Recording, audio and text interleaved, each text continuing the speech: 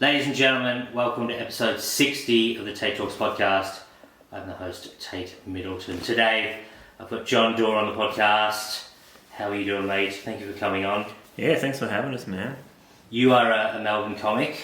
Yeah, I'm what would be considered a Melbourne comic, but Yeah. I'm not too Melbourne-y. Okay, so Yeah. you're a rough and ready sort of comic rather than totaling the line, maybe? Well, I can't say still like a pussy in Queensland and Perth. Yeah. Yeah, okay. I'm with you. So not many slurs, just a couple. No, yeah. Can you say pussy anymore? On this podcast you can. All right. Other ones probably not. Or No. I don't know about comedy. I haven't done it for a while. So Yeah. I haven't got the email saying what you can and can't say. Well, we were just discussing the if you can like the benefits of doing an edit on a podcast. Yes. So this is what I reckon on a podcast. You do an edit, and so you get the guest to go crazy, and then you pull it back from what they want taken out. Okay, yeah. So a level of like, I'm happy to have this on record. That's it. And then just people go nuts. Yeah. And then at the very least, if you don't get a podcast, you get to see how insane that person actually is. Well, just a blackmail thing. That's what this is. It's just That's how you do it. Go, it's a free safe space. Say whatever you want. Go across the line. Yeah, there is no line. And then it just starts with N-word, and I'm like, ooh, that's a clip. That's how everyone starts. Everyone goes, I can say anything. It's a safe place. Yeah. And then everyone just starts yelling the N-word. Yeah, I killed my wife. No. Yeah. So we just said before you're originally from Perth. Yeah. So did you come over for comedy, or you just moved to Melbourne? Did you try comedy in Perth? Yeah, I did comedy in Perth for I think 1.5 to 2 years. Yep. And then I came to Melbourne. But like everything else to do with me in comedy, I didn't have any plan or idea or any direction. Yeah. My girlfriend just said, I don't like Perth anymore. Let's go to Melbourne. Yeah. And comedy was all, I was obsessed with doing comedy and everything. Yeah. But I was like, why would you ever want to go to Melbourne? Yeah, okay. Perth is the best. Like Perth. Then we went to Melbourne. We got here, and I was like, "There's so much comedy here." Yeah. So many more things here. Yeah. Then I discovered like Melbourne is the mecca for comedy. Like that's the place you're meant to go. Yeah. So that's why everyone thinks I left Perth to pursue comedy, and but you just got here and you're like, oh, comedy. Yeah, there was lots of comedy. Bigger. Yeah. Yeah. So, Perth was good. So it was a shock going from Perth to Melbourne because if you're, as far as like 10 years ago, but if you're a little bit good in Perth, then you start getting paid gigs pretty quick. Yeah. And so in Perth, I was like starting to do gigs where I get like $200 for a gig. Yeah. And it was starting to feel kind of all right. Not gigs all the time, but just enough gigs here and there. And then you come to Melbourne, and if you're like a little bit good at comedy in Melbourne, there's like 10,000 other people that are like way better than you. Yeah. The divide is very big. What I've realised too, because I did comedy in Perth in 2021, and it's exactly what you said. Like there's a quick rise. Yeah. And the cream rises to the top extremely fast. Yeah. But it's just a smaller pond. That's all it is. Yeah. And the talent's still very much there. There's some fucking absolute killers in Perth that are from Perth, but it's just like, well, if there's multiple comedy nights, there's not that many killers. So it's like, well, you could headline, or they seem to have disposable money as well. Yeah, well, it's the cashed up bogans from the mining. Yeah, all the makes sense. They just dug all that ore out of the ground. Yeah. And then all the people in high school that were meant to fail. You know, like those. You're in school and you get told, don't worry about those guys. In a few years, like you'll be doing way better than them because they're just like just these crazy bogan people running around beating the crap out of people. And then in a few years, the mining boom hits. And then they've all got like 10 jet skis and mansions and everything. You're like, hey, this didn't turn out. What the fuck? Yeah. It is exactly like that, actually. Yeah. So coming to Melbourne you came over here with your partner. Yeah. How long have you been doing stand-up comedy for? I've been doing it about 12 years. Take the pandemic out of that. and then a couple of times I quit at one stage. Yeah. For a little bit, I quit to save the relationship. Oh, because is the missus from Perth? Yeah, with the missus from Perth. Yeah. So like I was doing comedy all the time, and then every time I would start to get good at comedy, the relationship would get real rocky. Yeah. And so I'd back off on comedy, the relationship would get better. And then after a while, I was kind of like just going up and down, doing better at comedy, then getting worse at it, but doing better in the relationship. And then after a while, I was just like, this is unsustainable, and I quit comedy. And then it turned out the only thing that was keeping the relationship alive was me doing comedy and not being there. So when I was there all the time, we were both like, and then we broke up 3 months later. Yeah, so it was just the nice gap of being like, I wish you were around more, and then you'd be around more, and she was like, oh yeah, you're you. Yeah, exactly. She was like, that was the problem. So me being away all the time, I think kept that relationship going for like 5 years longer. And we were both like, if only I was here working on the relationship, everything would be good. Yeah. And then I was there and we worked on the relationship and we were like, we have to stop this immediately. Yeah. And we did. And it was good. Yeah. So then, Sweet. but I had a little bit of time off then, and then a little bit of time off here and there. But I would say basically 10-ish years, I would say. So you'd say you've done stand-up in Melbourne, living in Melbourne for close to 10 years. I know you did a year and a half to 2 years in Perth. Yeah. And obviously, without taking away the fucking spicy cough, like you've been in Melbourne, sort of at least writing for Melbourne crowds, having their mentality towards Melbourne audiences and stuff for close to a decade now. Yeah, I would say that. I think I've been here for 9 or 10 years, yeah. Yeah. Do you... Because I know you went back to Perth, was it last year? Yeah, I gigged in Perth, did Comedy Lounge and I think 1 or 2 other places. Yeah. Last year. Yeah. So do you find, like, someone who's fucking done a shit ton of comedy in Melbourne, that going to Perth is the exact same, easier, harder, any type of differences that you can see that you're like, oh, they like the dirty stuff, or, go a bit harder, or, you know what I mean? Will people in Perth watch this? Yeah, you can call them cunts, I don't care.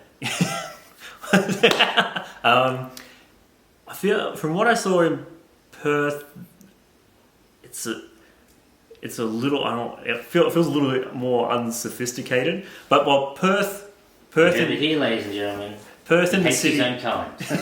Perth in the city feels like Melbourne in the outer suburbs.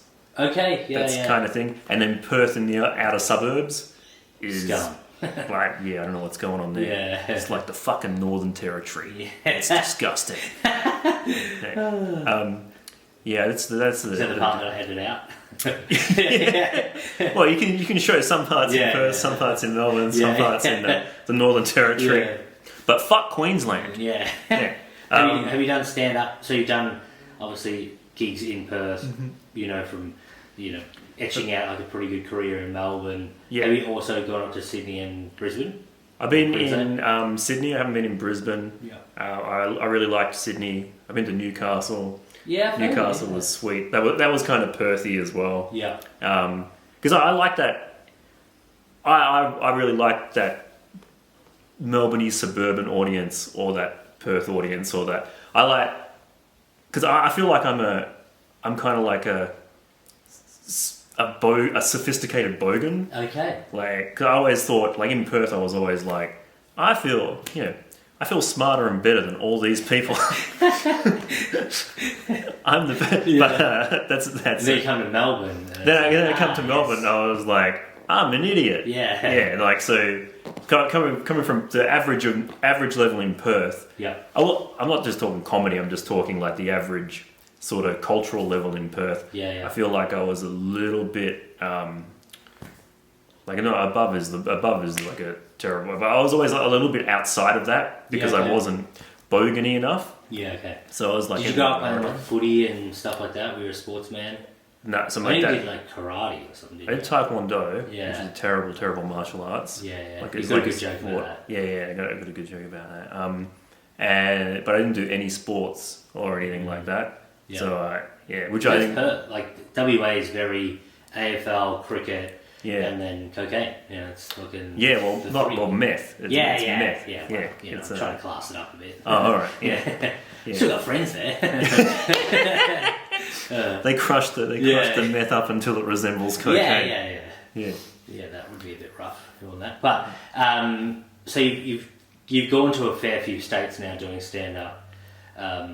You said that Perth is, we'll just say, less sophisticated in the way that comedy's presented. I don't think it's just as artsy, if that makes sense.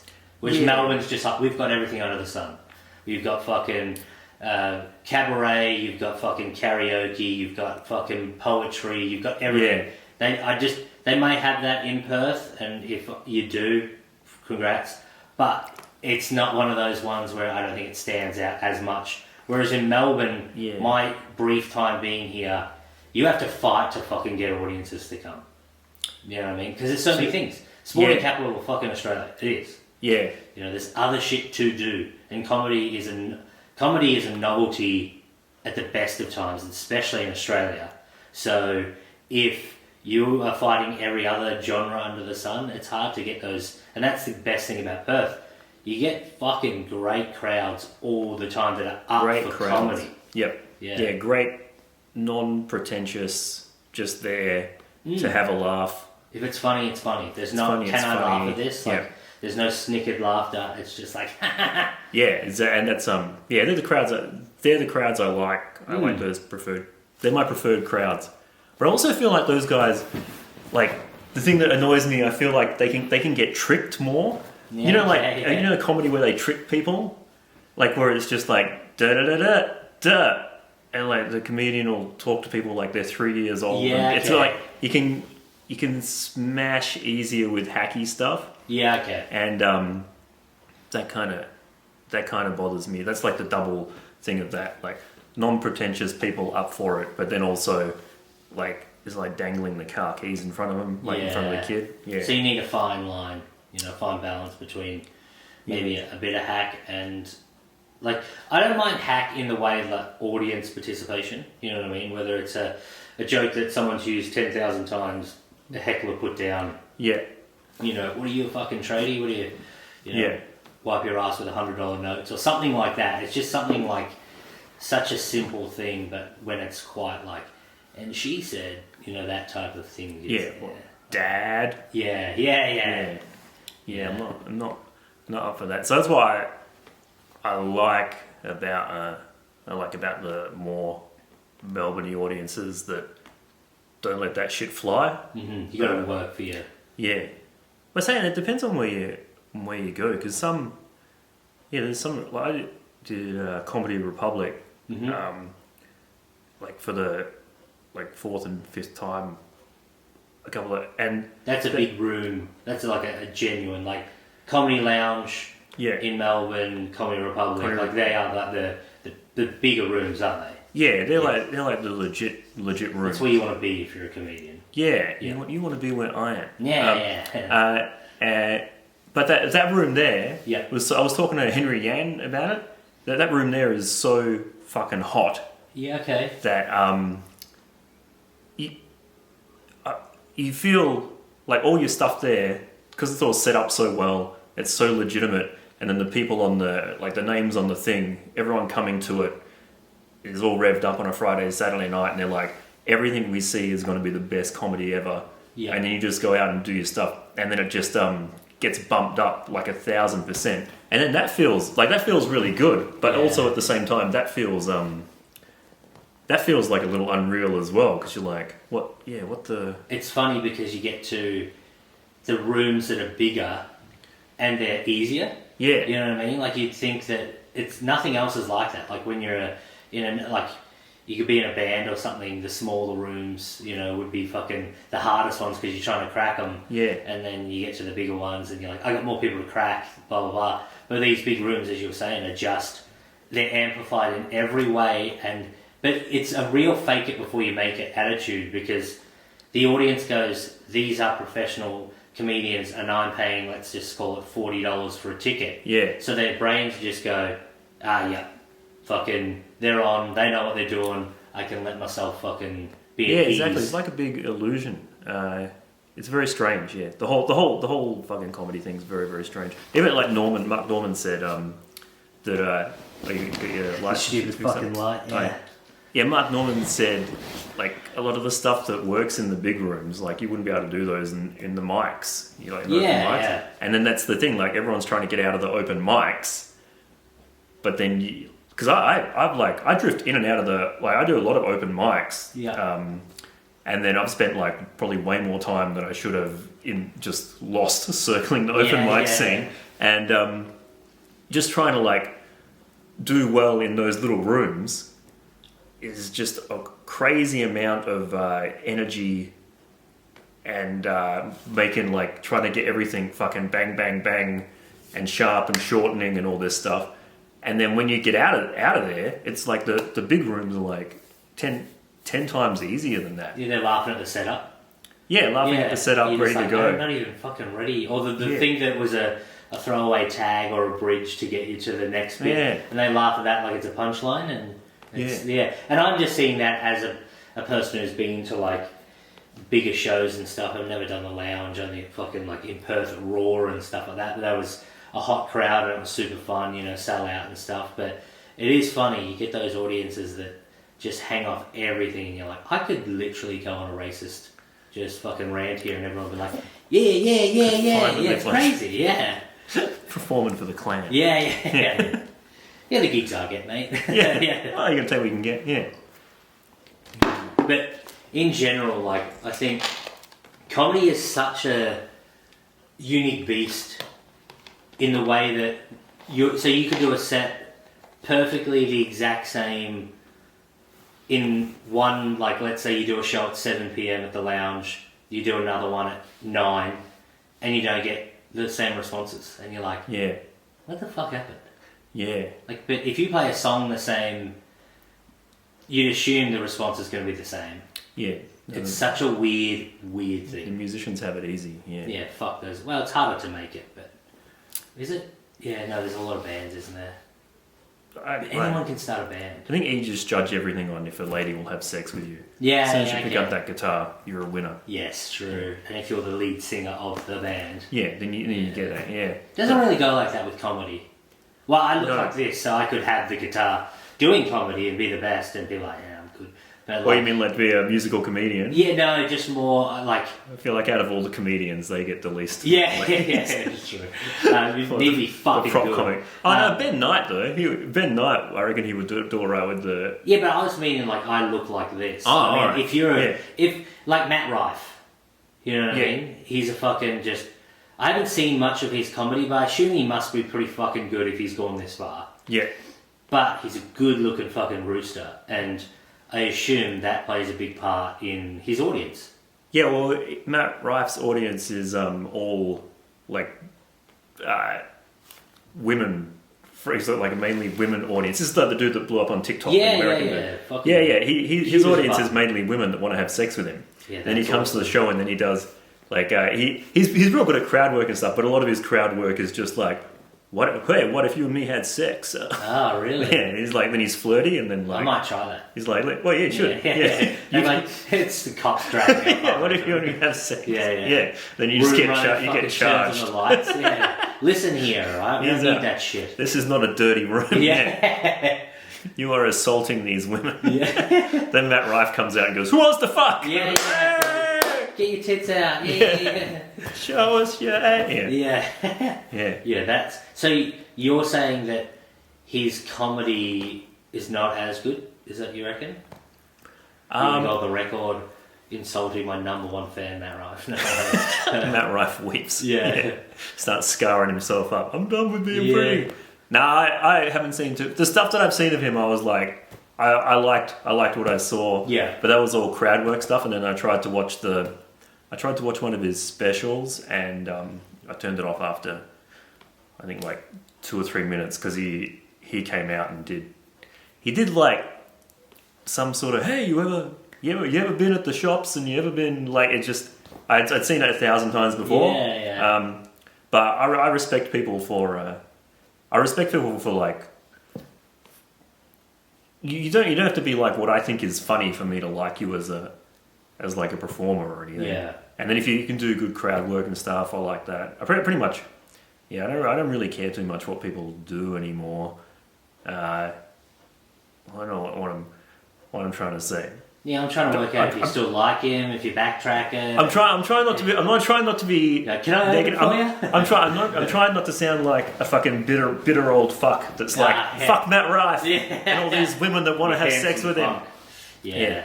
No, I think he's great. He's a great man. You heard it here first. Yeah.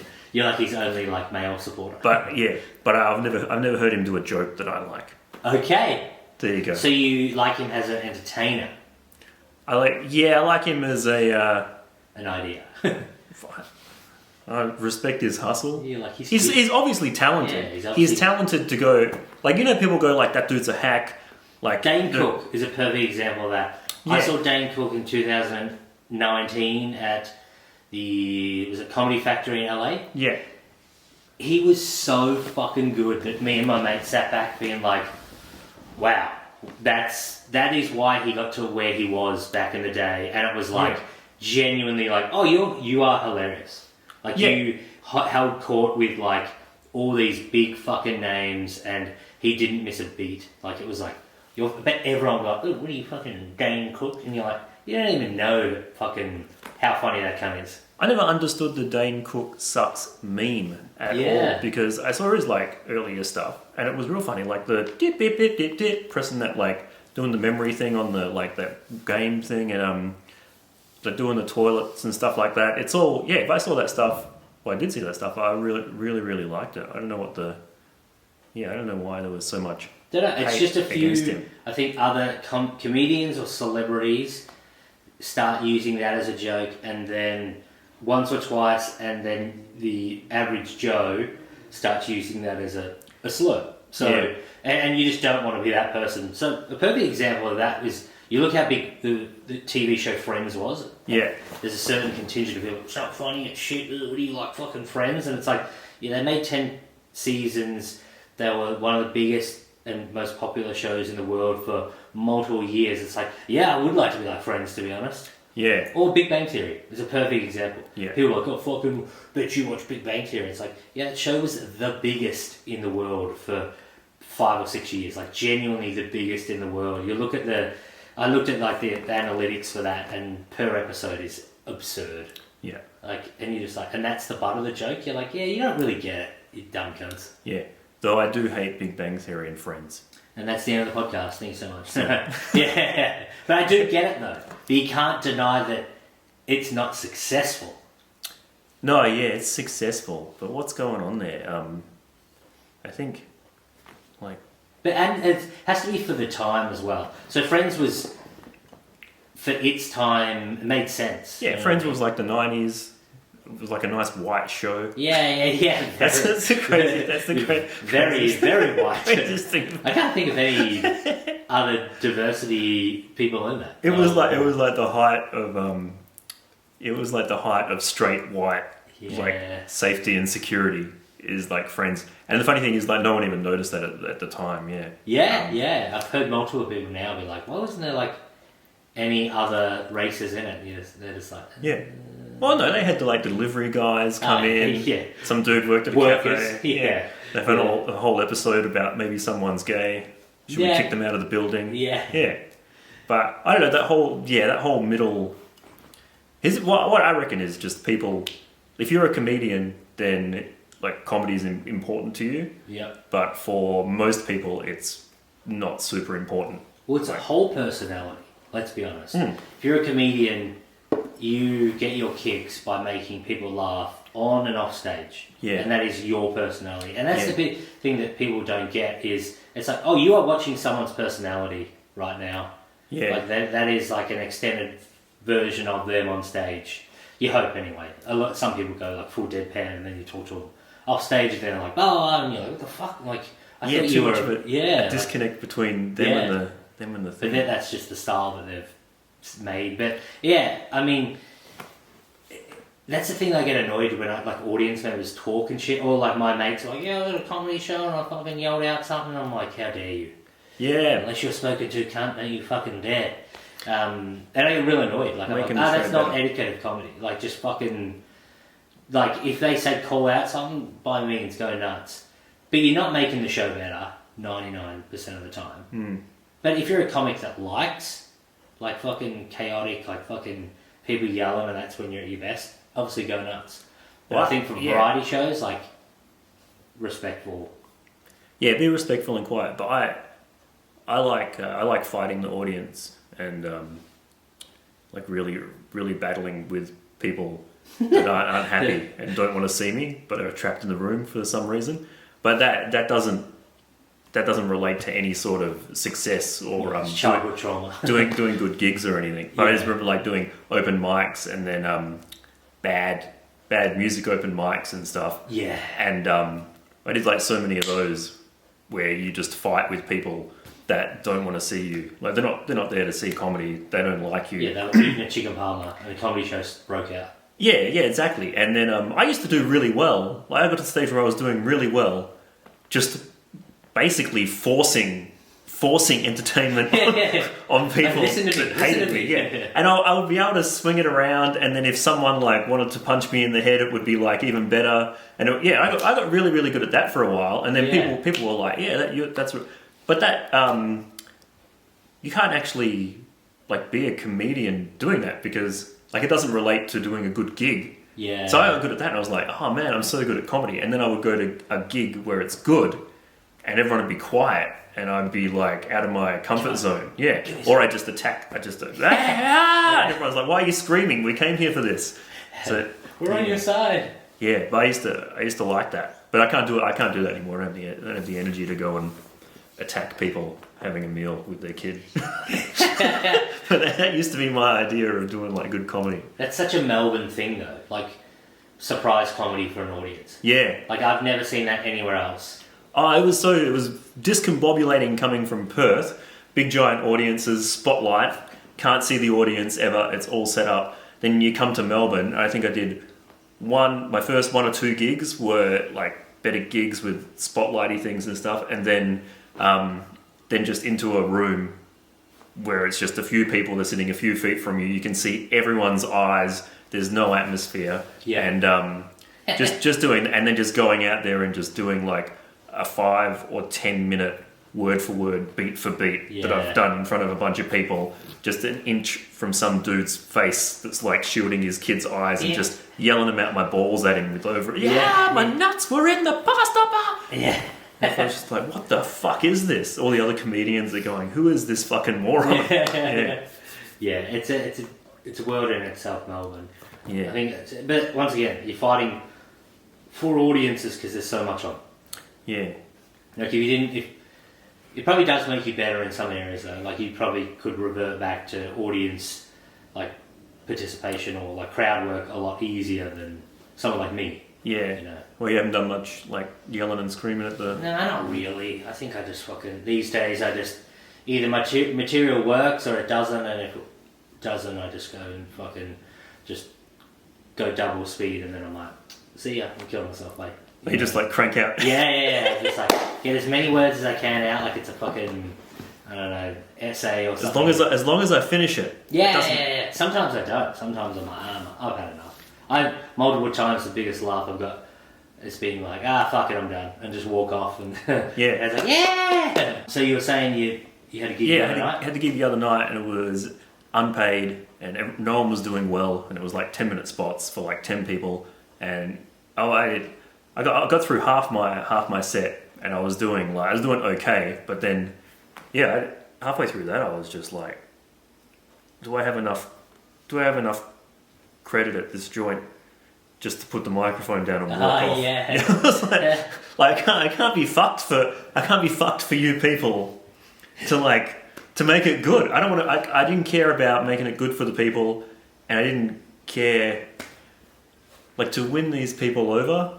It didn't mean any difference. No, like that's like I wouldn't be doing it for me. Yeah. I'd be doing it for them, and I was like, I don't feel like you deserve this. And then I could hear myself talking, and I was like, I just put this mic down and then go home and watch some YouTube and have some food, have something to eat. But then like, I was trying to get out of what I was I was like, how do I get out of what I was saying? And then I got fucking discombobulated and went into my last bit and like accidentally did the last bit, and then it went good, and yeah, but I did, like halfway through I was just like, I can't be fucked, which I feel like is a while ago I would have felt like that's a bad thing, but I feel like that's a good thing now, like just less satisfaction from doing worse gigs. Because I spent so long just doing like any like for 10 years, just being on a stage, I was like, I'm fucking winning. Yeah, okay. And then I would just do like, I would go and like perform in a laundromat when I should be hanging out at the lounge. Yeah. But I'd be like, no, I would rather have this microphone in my hand than than like a gig.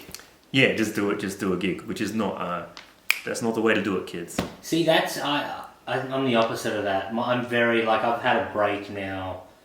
It's funny because I had a 16-month break, came back, did 10 gigs. I was like, because I just moved up to Melbourne, and then was, small audiences and stuff like that coming from Perth. Like I did, living on the surf coast of like, near Geelong, and then did good gigs like in like Warrnambool and Bendigo and all that type of those places where you have audiences there to see you, and it's fun. Yeah. And then went to WA, as we said, every fucking crowd's hot, it's big, it's great. And then came up to Melbourne, and it was like, I think the third gig that I did, funnily enough, going back to me having a crazy brain, you were actually on. Oh, and right. You headlined. Which gig was that? It was the last show at Fish Face Comedy. Oh, fucking Fish Face! I love Fish Face! Yeah. Holy shit! Yeah, and that was my third gig, and you were like one of the only people to do well. And it was brutal, and that was my first actual glimpse into what comedy is actually like. Can I tell everyone about what Fish Face Comedy? Yeah, go. Comedy was? So, Fish Face Comedy is a gig that was in Footscray, and it was started by this dude, Jason Lunt. I don't know where he is now. My phone was just ringing. His claim to fame was he had a giant cock. Oh. He would just tell, like most people I've met that have met this guy. Yeah. Like I was talking to him, and then he just starts telling me about his giant cock. And I was like, yeah, apparently he's got a giant cock. Do you know Michael Connell? No. Like Michael Connell, who's like a legit comedian, accidentally did like a gig there once, and I was speaking to him. He goes, he talks like this. He's like, I gave Jason Lunter a lift home. He goes, well, you hadn't been in the car for 2 minutes. He starts telling me about his cock. Starts telling me about his giant cock. Apparently this guy's cock is massive. Is that true? And then the other dude was just like this crazy dude that set up... So this is where the gig was. The gig was in a fish and chip shop. Do you remember this? It was like a fish and chip shop / Italian restaurant / video store. And then in the corner there was a bit of a clothing store going on. And then they were like, we're going to put comedy on here. And I think there was, from memory, was there one like massage chair? Weirdly, I think there might have been a massage chair. It's the most random and that was, as I said, so the first gig was Raw GPAC in Geelong, 280 people. Yeah. Second gig was Ocean Grove, 120 people at a place called Pipecot Chicken Shop. Fucking great, like really, really good. Third gig, Fish Face. Every comedy comedian under the sun was there on a Friday night, and I got up there and they were just looking at me like I fucking was speaking Croatian or something. Like it was genuinely like, oh, this is comedy. I remember driving home like 80 minutes being like, oh, I'm gonna quit this. This is horrible. That's the feeling. That's the feeling you get from doing that big room comedy in those weird fucking little places to Melbourne comics that all know each other, and then all kind of you get that skill to work that little place. But then also there's a bit of the back of the room playing, and then someone new comes in, and there's because I've had that feeling doing that, like when I got to town, like just being like I feel sick from the vibe I was getting from the comics and the audience and stuff, but more just the comics afterwards, like that are just like not really looking at you. So I understand that, and then I also understand the other side of that being in Melbourne in the fucking trenches, where you are performing in a fucking fish and chip / Italian restaurant / massage chair / fucking video shop. For no money and no fucking soul nourishment, and then seeing someone come in full of life and joy from doing these big gigs, like a and then you can tell when they go on, and you're like, I'm going to enjoy watching this person get their fucking soul sucked out through their asshole and want to die, and then that's the only nourishment you get from those gigs. It's fucking, it's energy, energy vampires. But I want to tell you about the fucking, for people who don't know, it's the craziest gig ever. So they have the video store at the back, no wall or anything. The stage is like halfway in between the whole shop. So the stage is here. This is all video store. They turn off the lights at the back, so the video store is dark, and then you come in, and so you'll be on stage performing, and you can hear, like, it's silent, but there's deep fryers going, just like this old woman just cooking like meters from the stage, deep fryer all going into the air, and then like you'll be trying to do your jokes and stuff, and then like ding ding, the door will open, and someone will walk in and go up to like the counter, which is next to the stage, and be like, oh, we want to get a movie out, because it's all like DVDs and stuff still, which is like 10 years ago, 8 years ago? 2014. 2014? Yeah, so this guy's still fucking flogging DVDs in 2014. And so instead of turning the lights on to distract from the show, the dude had like a lantern. Do you remember this? No, I didn't experience that. So he's got like a lantern. He turns this lantern on. It's going like shh. And so you're performing, and then this fucking person getting the DVD is going around all like the shelves behind. So it's just this light. You can see this person like in the Harry Potter thing, holding this fucking lantern, looking for DVDs. It's fucking crazy. The massage chair zzz, and you're like, this is it. I'm doing comedy. I'm in Melbourne. I'm doing it. And this is another crazy story about Jason Lunt and that dude. Another gig I took my girlfriend to the one that we broke up. One of the Melbourne gigs I took her to instill confidence in me as a comedian. They did a fashion show at that same place. So Jason Lunt with a massive cock, and then there's the guy that runs the store. He's like this 60-year-old. Basically, that store is a glimpse into his brain, right? They're like, we'll just do a fashion show. No, it was a model show. So they just concocted a model show and put pamphlets out into all of like Footscray and stuff, and said, hey, are you a hot young woman, or do you know any hot young woman? Do you have a hot young woman as a daughter? Come and do a modelling show at this place here, and then win prizes. Win a DVD. Like win a free rental, $25 gift voucher, blah blah blah. The number one prize on the thing, because I did comedy, that's why I went. The guy's like, do you want to do 10 minutes comedy on this night? So I did, and what I'm saying now is pretty much what I said on stage, and it did pretty well because just pointing out how crazy it was. But the main prize was like an all expenses paid boat trip. Yeah. With Jason Lunt and the old guy from. They've got this like dodgy old yacht, and then some of the winners of the show get to go on the yacht with them and just sail around the harbour. Imagine the guy, what was it, Jason, during the thing, like, so anyway, left over there's a seal, got a massive cock, and any questions? I call it a whale. Yeah. But they just set up this dodgy fucking thing to get... Are they in prison now? Is that like, you said you haven't seen him in a while. I haven't seen him for a while. Did Jason do comedy or just porn? No, he did. I probably shouldn't be saying his name. I think he may have done porn or something. Hey, they're confident. If you're telling people about the size of your cock, you're confident. Yeah, cool. You know what I mean? Because you might get called out on that. You have to get it out. Yeah. I'm not walking around like I have a massive cock, because I don't. It's completely the opposite. I do, but I don't talk about it. Oh, well, that's... There's a couple of ways to go about this. Yeah, I mean, if I had a massive cock, I'd talk about it. That would be the literally Tait Talks. I wouldn't be a comedian if I had a massive cock. Yeah. I'd just sit at home. Yeah, true. I'd be content. And then I would either start up a comedy night and just be like, hey guys, so I could just tell more people. If I did have a massive cock, I would like to tell comedians about it. If I wasn't doing comedy, I would show comedians. Yeah. I would be like, you might be funny, but at the end of the day, I've got this hanging. Yeah. You might have all the jokes in the world, funny boy. This is a man's dick. Yeah. And I got a man's dick. That'd be nice. All right. Well, maybe I'll try and get a bigger cock. Get out of this comedy game. Or just get real funny.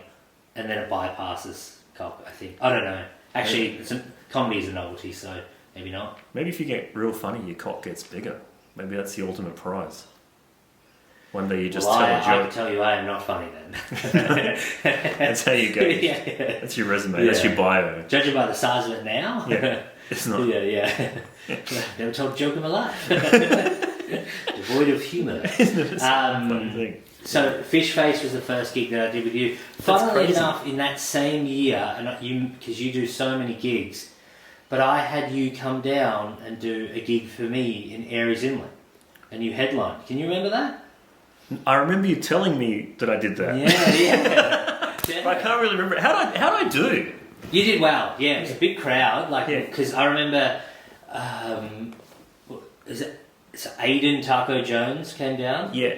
I don't know if he goes by that name anymore. Aiden, he goes by Aiden. Aiden, okay. Well, back then... But he's okay with Taco. He had Taco in his name. Yeah. Aaron Gox was there before he hit his... Gox. Yeah. I cannot remember this at all. Yeah, it's so funny.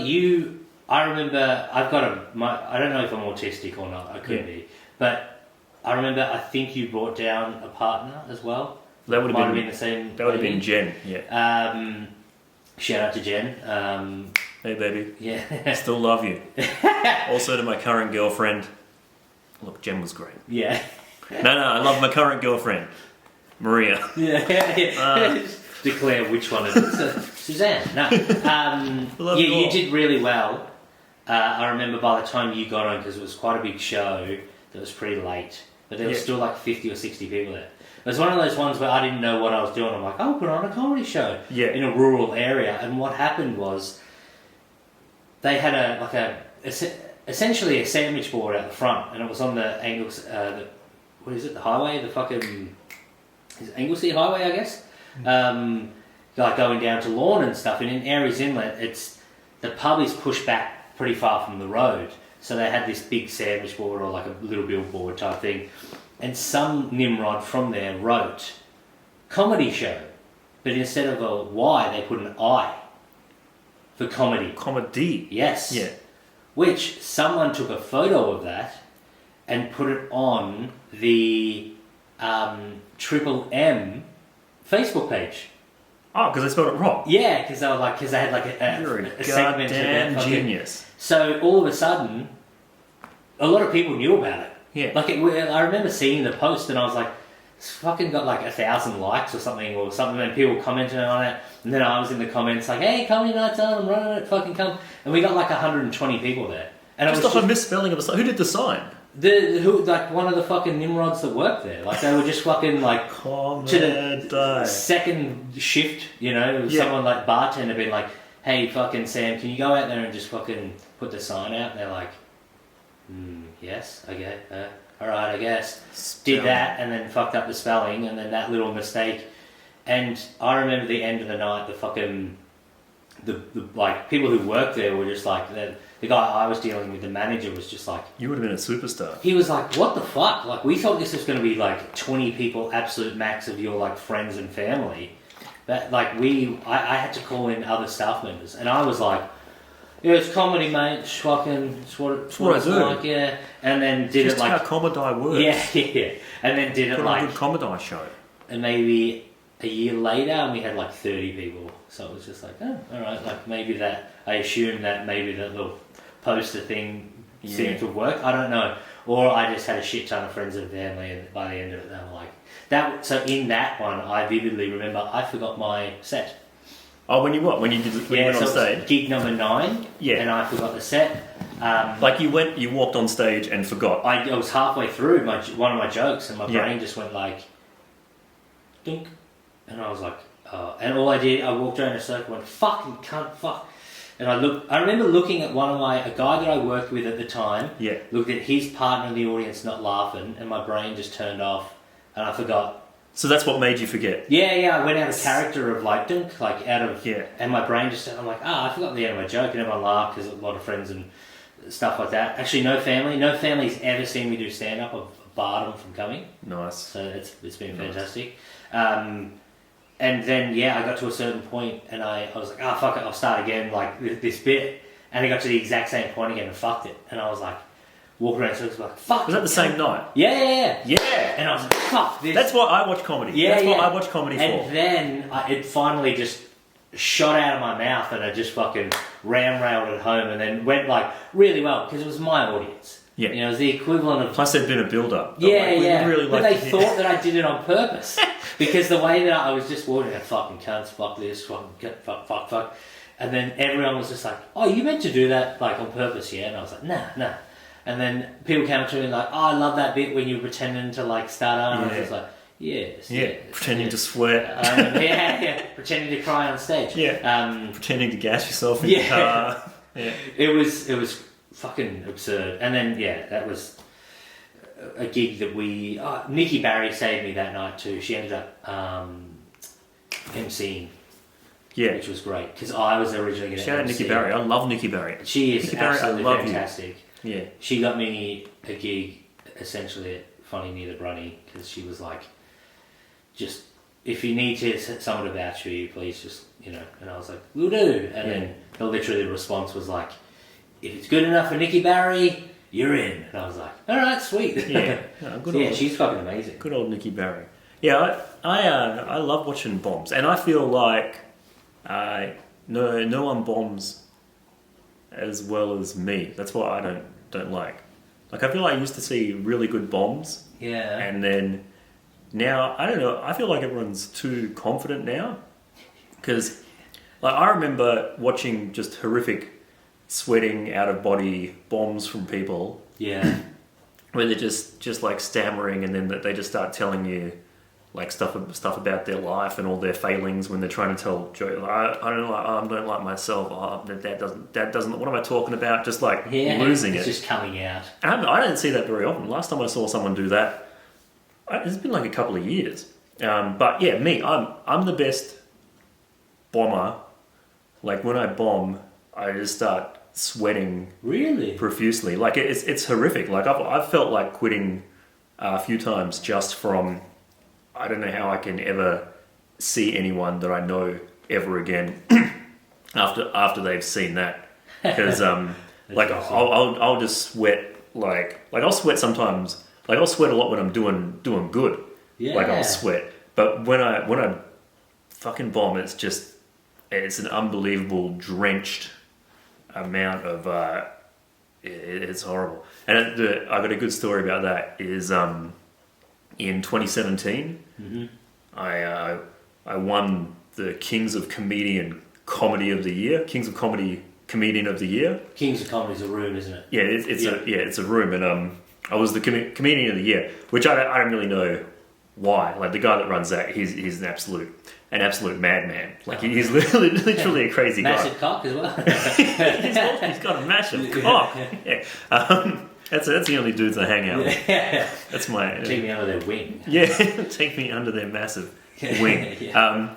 But, yeah, so, like, I turn up that night, and he goes, just let you know, you've won the Kings of Comedy Comedian of the Year, and I'm going to give the award later tonight, and you're doing 10 minutes, and then... Yeah, and then... That is a lot of pressure, though. And then... It's sort of a kiss of death, isn't it? Well, I don't know what happened then, but I did fucking bomb, like, spectacularly. Like, so I was meant to do 10 minutes, and then I just went on. I don't know what the fuck happened. I just went outside my head, nothing worked, and then I just started sweating. So I was like drenched, and it was like I could see sweat dripping from my eyelid to here, and drops hanging off my nose. And my hair was just pasted down, and my shirt was just like changed from like red to fucking dark purple, and I was just a mess on stage. Which is weird, because you are a fit dude. Yeah. You know what I mean? If I was doing that, they'd be like, that's just Tait. That's why it's even worse. Because, Yeah, that's what I mean. Because when... You're going to die. Yeah, because people know when they look at you, this is what gets in your head, people know, oh, this guy is in a complete panic and freaking out. There's no way to hide it because there's no excuse. I haven't been running around on stage. I haven't been doing whatever. I'm just completely like, people are like, this is disturbing. And then I address it, but it's still disturbing. And then because I'm so out of my head, I was meant to do like 10 minutes. I end up doing 23 minutes. But no jokes, no complete joke, just on stage, like with a light flashing. It's such a crazy thing of like bombing and being like, that's why I said no. I'm going to save this. No one bombs like. That's why I'm saying you know Kanye West. Yeah. He said before he was like a crazy anti-Semite, but he said like his biggest regret in life is he never gets to see himself perform live. So like my biggest regret in life is that I never get to see myself bomb like that in real life, and I've never seen anyone else do it like that. But I went 20 instead of doing 10, 23. So derailing the entire night, and then in like the 22nd minute, I just managed to latch on to my one really really really good joke, and just start it. And I was like, this will get me off stage at the very least with a little something. And so I did like this joke, like a 1 minute setup, and then at the very end of it, the same thing happened to you, just blank. Yeah. And then I was like, oh, I've forgotten the punchline of that joke, and just stood there for another 2 minutes thinking, and I was like, no, I don't. And it's like a puddle on the stage, and everyone is like genuinely, there's like 100 people just like. Do you reckon they thought you were like a Make-A-Wish kid? Like, yeah, he's the comedian of the year. There's no explanation for them for what was happening. Like the ticket's like $29, $39. Jeez. And then I just had to go, all right, I'm gonna see it. And then I left, and I got off stage, and I was like, I'm just staying behind this curtain and not moving until that whole room clears. Yeah. And then the next act goes on, which was Mimi Shaheen. Oh, yeah. She got to do about 2 minutes. she was meant to do like 15 or something. She got to do like 2 minutes, and then that was the end, I think, of the show. And I was just in the back, like shaking, like I need to quit comedy. This is like, what the hell happened? And then I hear big fall from King. Yeah. To. Well, here's the thing though. Like, he hadn't given me the award yet. So then I hear Simon on stage go, thanks so much for coming to the show, everyone. By the way, we've got an award tonight. And I'm like, huh? And then he goes, welcome to the stage, the winner of the Kings of Comedy 2017 Comedian of the Year, John Dore. And you hear the audience go, isn't that the name of that dude? And then I get pushed out on stage, still drenched, just looking all crazy. And then the whole audience is just like, what the fuck is this fucking gig? And then he gives me this award for being the best comedian. I was like, yeah, thanks everyone. And everyone was like, what the fuck is going on? And I just fucking like sludged off stage, hid in the corner. That was fucking crazy. But yeah, no one fucking bombs like me. Yeah.